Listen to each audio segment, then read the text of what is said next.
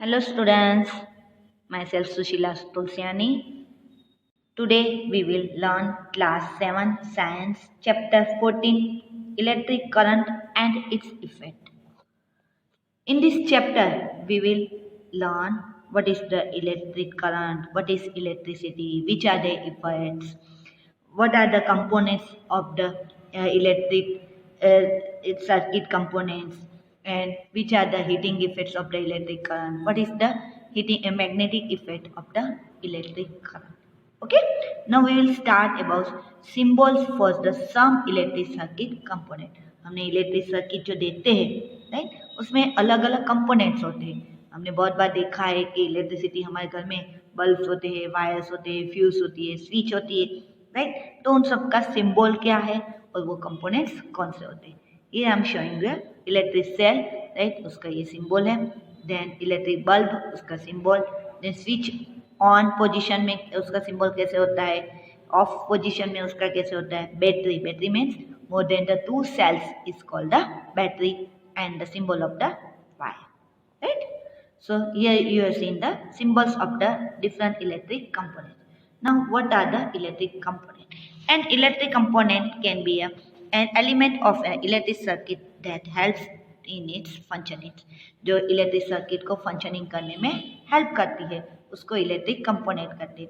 The electric circuit allows electricity to flow through it and is used to provide the electricity for various purposes, such as running electric motors, providing electricity to a bulb or a fan, or generating heat. A battery is defined as a combination of two or more cells. जैसे मैंने पहले explain किया, battery मतलब more than two cells, उसको battery कहा जाता है. In a battery, the negative terminal of the one cell is connected to the positive terminal of the next cell and so on. Means एक का negative दूसरे के positive के terminal के थ्रू ज्वाइन किया जाता है. Batteries are used in several devices such as the toys, remote control, torches and the transistors. हमने देखे दो तीन बैटरीज राइट, आपके खिलौने में भी ये होती है. ये you can see the positive and negative terminal को हम लोग कैसे ज्वाइन किया जाता है right. Now drawing an electric circuit diagram right. How do you draw electric circuit diagram right. Here you can see the electric circuit right. ये रहा, ये सेल है, ये सेफ्टी पिन है जो एक स्विच का काम करती है. देन वायर है, बल्ब है राइट एंड बोर्ड है. तो उसका डायग्राम इलेक्ट्रिक सर्किट डायग्राम हम लोग कैसे ड्रॉ करेंगे. ऐसे बल्ब का डायग्राम जो सिंबल था वो यूज करेंगे, स्विच में का छोटी लाइन और बड़ी line right. And this by this way you can draw the circuit diagram. ये सिंपल सर्किट डायग्राम है राइट. आगे हायर क्लासेस में you can see the complex circuit diagram. जैसे हमारी बड़ी बड़ी मशीन है, वॉशिंग मशीन है, बहुत बड़ी इलेक्ट्रिसिटी जो डिवाइसेस हायर है उसमें सर्किट डायग्राम थोड़ा कॉम्प्लिकेटेड होता है. Now what is the circuit diagram? An electric circuit can be drawn on a paper with the help of a symbols that are used for representing the electric components. Such a representations of an electric circuit along the using its symbols is called the electric circuit diagram. The electric circuit diagrams consist of a key that acts as a switch for the circuit. The key use of the key is the key can be placed anywhere in the circuit. Then what is the open circuit and closed circuit? When the key is switched off or open, the circuit is said to be the and the open circuit as it is complete, right? जब switch है वो switch off होती है तो उसको कहा जाता है, जो सर्किट है वो इनकम्प्लीट होती है तो उसको ओपन सर्किट कहा जाता है. Whereas when the key is switched on or the close, the circuit is called the closed circuit or a complete. मतलब जब स्विच ऑन होगी तो सर्किट कंप्लीट होगी और तभी इलेक्ट्रिसिटी उसमें जनरेट होगी सेल थ्रू और तभी वो सर्किट कंटिन्यू रहेगी.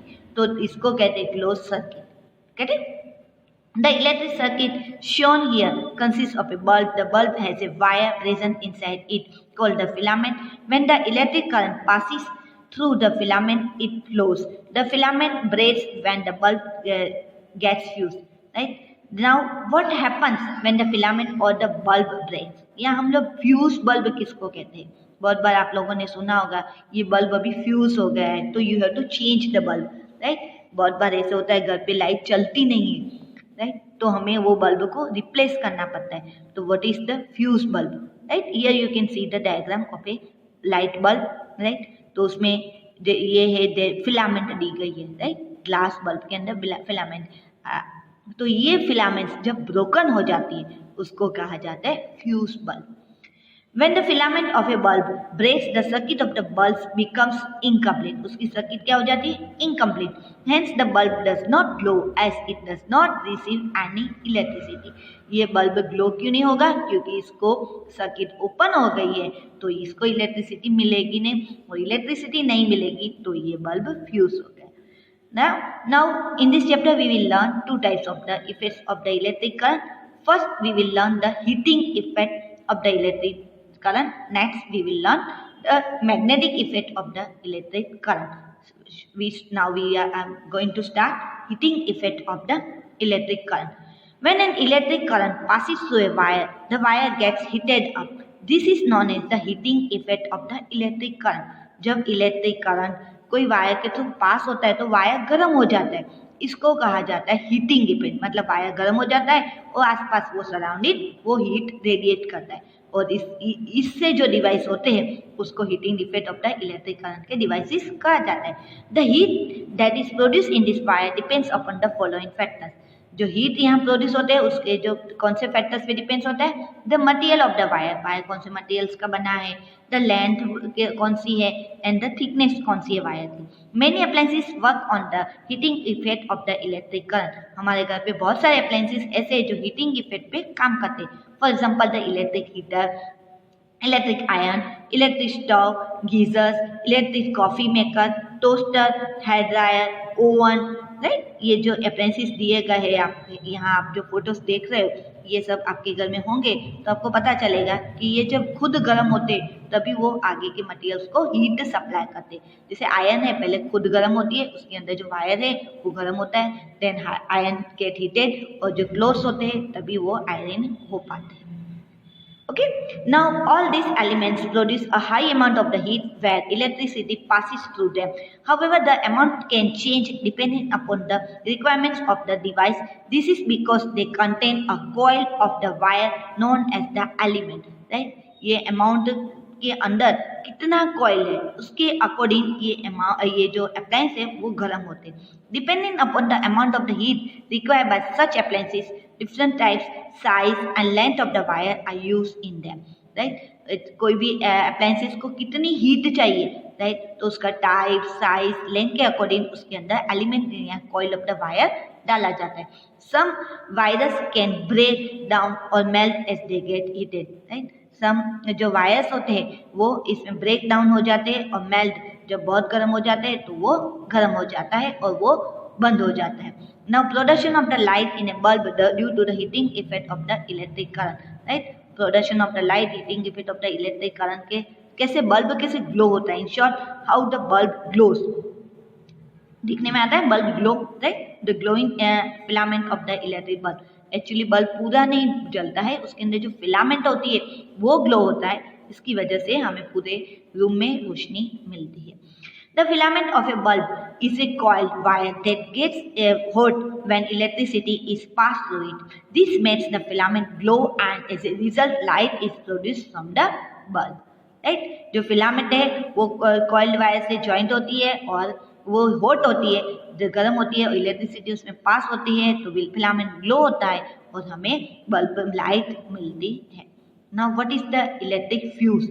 फ्यूज किसको कहा जाता है? आपने अपने घर के बाहर, राइट, या तो मेन डोर के ऊपर आपने ऐसे फ्यूज देखे होंगे, right. This is the right different types of the fuse. ये भी आपके घर पे इन्वर्टर होगा तो ये छोटा वाला ये आपने ये फ्यूज देखा होगा।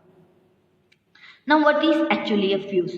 An electric fuse is a device that is used to prevent the damage that can be caused by an excess of the electric current. Fuse क्या होता है? वो एक डिवाइस है। तो जब बहुत बार क्या होता है, इलेक्ट्रिसिटी हमारे घर पे जो सप्लाई होती है वो बहुत बार ज़्यादा होती है, कभी कम होती है, कभी लो होती है। तो जब बाय चांस अगर वो इलेक्ट्रिसिटी ज़्यादा आ गई तो क्या होगा, हमारे अप्लायंसेस गर्म हो जाएगा, गर्म हो जाएगा तो हमारे घर में शॉर्ट सर्किट हो सकता है, या उसका जो कोटिंग है वो मेल्ट हो सकता है और घर में आग भी लग सकती है। तो इससे बचाने के लिए हर घर में, हमारे घर में फ्यूज होता है। फ्यूज का काम क्या होता है, जब ये पावर सप्लाई हाई होता है राइट, तो फ्यूज के अंदर जो वायर होता है वो मेल्ट हो जाता है, तो वो सर्किट को इनकम्प्लीट कर देती है। सर्किट को इनकम्प्लीट कर देगी तो हमारे घर की लाइट ऑटोमेटिकली बंद हो जाएगी, मीन्स फ्यूज बंद हो जाएगा। तो क्या होगा, ये जो पावर सप्लाई है वो हमारे घर के अंदर के जो इंडोर अप्लायंसेस है उसके अंदर तक नहीं पहुंच पाएगा और हम लोग एक एक्सीडेंट फायर का से बच जाएंगे। So according to the heating effect of the electric current, a wire becomes hot as current pass through it. However, if an excess of the current is passed through a wire, it can melt or break. समझ में आया? अगर excessive current उसके through pass होगा तो wire है वो melt हो जाएगा या तो ब्रेक हो जाएगा।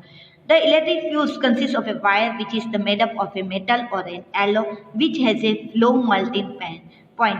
As a result, the wire breaks down easily as the high current passes through it. As the wire breaks, the circuit of the fuse opens and hence no more current passes through it. This can prevent a short circuit for fire due to the high electric current. Different types of the fuses are used for different devices and some are also available for houses as well. Right? Now next question is, how can excessive current pass through a circuit? कैसे excessive current circuit में pass होता है? Reasons why excessive current can pass through circuits are, sometimes we connect different devices to some socket which result in drawing of more current from the socket. बहुत बार क्या होता है, एक साथ हम बहुत सारे बड़े बड़े डिवाइसेस चालू कर देते हैं, जैसे अगर घर में एसी भी चल रहा है साथ साइमल्टेनियसली, फ्रिज, एसी, ओवन जैसे हाई अप्लायंसेस अगर एक साथ चलते हैं तो क्या होता है, घर में ज़्यादा करंट पास हो, इलेक्ट्रिसिटी की जरूरत पड़ेगी और एज ए रिजल्ट क्या होगा, हमारा अगर घर में फ्यूज़ होगा तो फ्यूज़ अपने आप ही बंद होगा। लेकिन अगर हमारे घर में फ्यूज़ नहीं है राइट, एमसीबी नहीं है, एमसीबी होगा, आगे मैं समझाती हूँ what is the MCB right, तो क्या होगा, घर में हाई करंट पास होने की वजह से सब अप्लायंसेस में आग लग सकती है और फायर हो सकती है। As a result, the load on the circuit increases and it can lead to the short circuit or the fire when the insulations of the wire gets torn away. ये इसका एक रीजन ये भी है, जो इंसुलेशन होता है wire का वो अगर टूट जाता है, the wires can come in contact with each other which cause a spark or may lead to the fire. That is why fuses are used to prevent any kind of the short circuit and overloading. इसीलिए fuse घर पे रखा जाता है। Now one is I am going to explain you is the CFL. ये आजकल हमारे घर में सभी बल्ब ऐसे होते हैं, उसका फुल फॉर्म है कॉम्पैक्ट फ्लोरोसेंट लैम्प। क्या compact fluorescent lamp, compare to जो पहले के जो हाइड्रोजन बल्ब्स आते थे, पहले के जो बल्ब्स आते उससे ये CFL ज़्यादा अच्छे होते हैं, कॉम्पैक्ट फ्लोरोसेंट लैम्प्स। क्यों अच्छे होते हैं? Because CFL do not work on the heating effect of the electric current. पहले के जो बल्ब होते वो बहुत ही गर्म हो जाते, आसपास वो गर्मी हीट रेडिएट करते थे और उससे ज़्यादा घर पे गर्मी लगती है। But comparatively CFL do not work on the heating effect of the electric current. They do not have a filament inside them. Instead, they contain two electrodes that produce light. उसके अंदर 2 इलेक्ट्रोड होते हैं जो light produce करते हैं। These bulbs have a fluorescence coating inside them, which makes the light brighter. CFLs thus save energy as they do not produce heat along the light. CFL क्यों energy save करते हैं? Because वो अपने साथ high heat produce नहीं करता, तो heat का जो वेस्टेज होता है वो इसके CFL में नहीं होता। Ordinary bulbs, on the other hand, waste energy as they get heated while lighting up. और ordinary bulb में ज़्यादा पावर खर्च होता है। Now, what is an ISI mark? ISI stands for the Indian Standard Institute, which standardize all electric appliances.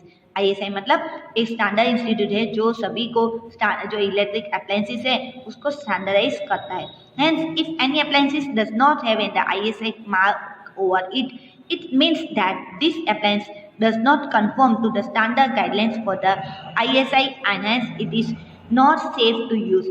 अगर घर पे हमें कोई भी अप्लायंसेस यूज करना हो तो हमें पहले ये देखना है कि वो ISI थ्रू प्रमाणित है या नहीं। अगर वो नहीं है तो we should avoid using of it. On the other hand, if any appliances holds such a mark, it means that it is safe to use. Right, अगर कोई इसके ऊपर किसी भी अप्लायंसेस के ऊपर अगर ये मार्क होता तो मतलब वो सेफ टू यूज है. It is the quality product and will do not lead to the wastage of the electricity. वो इलेक्ट्रिसिटी का वेस्टेज नहीं करा. राइट, यहाँ मैं आपको दिखाती हूँ इलेक्ट्रिक गीजर में ISI मार्क. नाउ ऑनवर्ड्स जब भी आप कोई भी चीज़ परचेस करो तो बी श्योर कि उसके ऊपर ISI लिखा हुआ होगा. Right, now next is the MCB. Means इसका फुल फॉर्म है मिनिएचर सर्किट ब्रेकर, जो हम लोग घर पे देते हैं हमारे घर के बाहर या मेन डोर के ऊपर. Right, MCB miniature circuit breaker, जिसको यहाँ अपनी लैंग्वेज में हम लोग रॉबर्ट भी कहते हैं. Now MCB miniature circuit breaker और the MCB is generally use to use instead of the fuse. Right, fuse के बदले में आजकल ये MCB यूज होता है. A fuse breaks due to the excessive current so that the circuit opens up and the damage can be prevented. However, once a fuse breaks down, it cannot be used again. MCB, on the other hand, is a switch which turns off on its own when its circuits overload. Once the problem the circuit is rectified, we can switch on the MCB once again. MCB में बहुत simple है. Right, अगर overload wire का means electricity का आ जाएगा तो क्या होगा, वो उसका स्विच है अपने आप ऑफ हो जाएगी. You can just have to on the switch and वापस वो सर्किट कंप्लीट हो जाएगी और हम लोग उसको वापस चालू कर सकते हैं. राइट, तो this is up to what is the heating effect of the electric current. Right, now हम लोग अभी पढ़ेंगे magnetic effect of the electric current. What is the magnetic effect? Right? When an electric current is passed through a wire, it behaves like a magnet. This is called the magnetic effect of the electric current, which was discovered by scientific Hans Christian Ørsted. ये किसने discover किया था? Scientist था Hans Christian oyster. उसने ये magnetic effect of the electric current का discover किया था. He discovered that the needle of the compass reflects when an electric current is passed through it. A wire placed near the compass. जब एक wire को compass के near लाया गया तो वो जो कंपास था वो डिफ्लेक्ट हुआ. This indicating that a magnetic effect of is created near the wire and that deflects the needle. मतलब अगर इलेक्ट्रिसिटी को हम मैग्नेट के पास में लाता है तो वो अपना एक ओरा रचता है और ये मैग्नेटिक इफेक्ट हमें दिखाता है. Now what is the electromagnet? Every magnetic material has a magnetic field up to which the influence of the magnetism can be experienced. Right, हर एक मैग्नेट को एक मैग्नेटिक इन्फ्लुएंस होता है. A magnet whose magnetic field is generated with the help of the electric current is called the electromagnet. अब magnet जिसका magnetic field electricity के current से जनरेट होता है उसको कहा जाता है electromagnet. An electromagnet is form because of the magnetic effect of the electromagnet. Right, magnetic effect क्यों जनरेट होता है? क्योंकि इलेक्ट्रिसिटी मैग्नेट के आसपास पास किया जाता है तो वो that material is behaves like a magnet. Now, what are the applications of the electromagnet? Electromagnets are used in the domestic appliances such as the electric bells. Right? They are used in the toys. They are used in the all kinds of the telecommunications equipment. जो telecommunication के जो equipment है उसके अंदर electromagnet use किया जाता है. They are used in the cranes to separate the magnetic materials from the junk and to lift the heavy objects. Right? वो क्रेन्स के में भी यूज होता है कि जंक में से मैग्नेटिक मटेरियल्स को हेवी ऑब्जेक्ट्स को निकालने के लिए. They are use by the doctors to remove any magnetic materials that we have fallen in the eye. आँख में अगर कोई भी मैग्नेटिक मटेरियल अगर चला गया हो तभी भी वो यूज होता है. Right, now what is the electric bell? हमारे घर में जो इलेक्ट्रिक बेल होती है वो हम लोग कैसे यूज होती है. Here you can see the diagram. Right, यहाँ गोंग है, हैमर है, सॉफ्ट आयरन आर्मेचर है, देन स्प्रिंग है, बैटरी है, स्विच है. Okay, now I am going to explain you what is how it is the work. Now what are the components of an electric bell? A coil of wire wound over an iron piece that forms the electromagnet. Right? Coil of the wire जो iron piece के ऊपर form होती है वो electromagnet का काम करती है. An iron strip that is the soft iron armature which has a hammer attached to it which is joined to the wire coil, जो wire coil के साथ joined होती है. A contact screw to which it's attached to the iron strip. A battery which connects the wire coil and the contact screw. A switch in the middle of the circuit. Now, how is a working of the electric bell? When the switch of the bell is on, जब switch हम लोग on करते हैं, and electric current flow through the coil, electric current coil के through flow होता है, of wire which makes the iron piece attached to it acts as a electromagnet. जो iron piece है वो इलेक्ट्रोमैग्नेट जैसा काम करता है. As a result the iron piece attract the hammer. Iron piece क्या करता है? हैमर को अट्रैक्ट करते टुवर्ड्स इससे. तो हैमर जो होता है वो अट्रैक्ट होगा. The hammer does hits the bell. Hammer क्या करता है? बेल्स को हिट्स करता है एंड साउंड इज प्रोड्यूस, और साउंड प्रोड्यूस होता है. As the hammer move towards the iron piece it moves away from the contact screw which breaks down the circuit. जैसे ही वो hammer towards the iron piece के होगा, वो क्या होगा? कॉन्टैक्ट पीस से दूर हो जाएगा, तो सर्किट ब्रेक हो जाएगी. तो वो क्या होगा? As a result circuit breaks the wire coil and that stops the receiving any current which makes the electromagnet lose its magnetic effect. Right? जैसे ही सर्किट क्लोज हो जाए, राइट, ये ब्रेक हो जाएगी, तो वापस उसकी इलेक्ट्रिसिटी वो इनकम्प्लीट हो जाएगी, तो वापस वो हैमर अपनी जगह पे चली जाएगी और ये बेल बजना बंद हो जाएगी. As a result, the hammer falls back to the original position, और हैमर अपनी ओरिजिनल पोजीशन में वापस चला जाएगा. Then, as the hammer falls back to the iron strips again comes in contact with the contact screw and circuit gets completed. वापस ये back जाएगा, वापस ये स्ट्रिप्स में उसकी सर्किट कंप्लीट होगा, वापस उसमें से बेल बजेगा. This again turns the iron piece into the electromagnet and the whole process continues until the bell is switched off. Right, ये होल प्रोसेस कब तक चालू रहेगी? जब तक स्विच हम लोग उसको ऑफ नहीं करेगा. This result in the continuous ringing of the bell. तो ऐसे हम लोग continuous switching off the bell हमें सुनने में आएगा. Okay, hope you understand this lesson properly. Right, thank you, have a nice day.